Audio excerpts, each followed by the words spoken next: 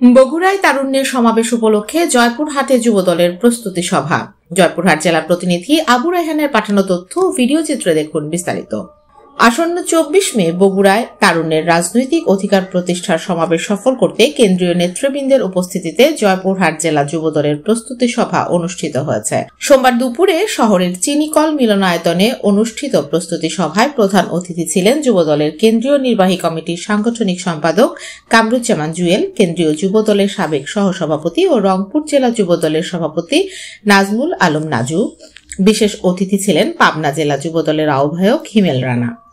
এ সময় জয়পুরহাট জেলা যুবদলের সাবেক আহ্বায়ক শাহনেওয়াজ কবির শুভ্রের সভাপতিত্বে সভায় অন্যদের মধ্যে বক্তব্য রাখেন জেলা যুবদলের সাবেক সদস্য সচিব মুক্তাদুল হক আদনান, জেলা যুবদলের সাবেক যুগ্ম আহ্বায়ক গোলাম রাব্বানী, শরীফুল ইসলাম, জেলা যুবদলের সাবেক আহ্বায়ক কমিটির সদস্য আবু বক্কর সিদ্দিক সহ প্রমুখ।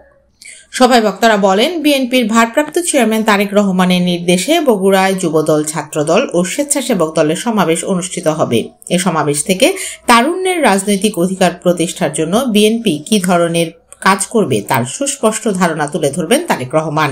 তাই এই সমাবেশ সফল করতে জয়পুরহাট থেকে 10,000 নেতাকর্মী সমাবেশে যোগ দেবেন বলে জানান উপস্থিত নেতৃবৃন্দ।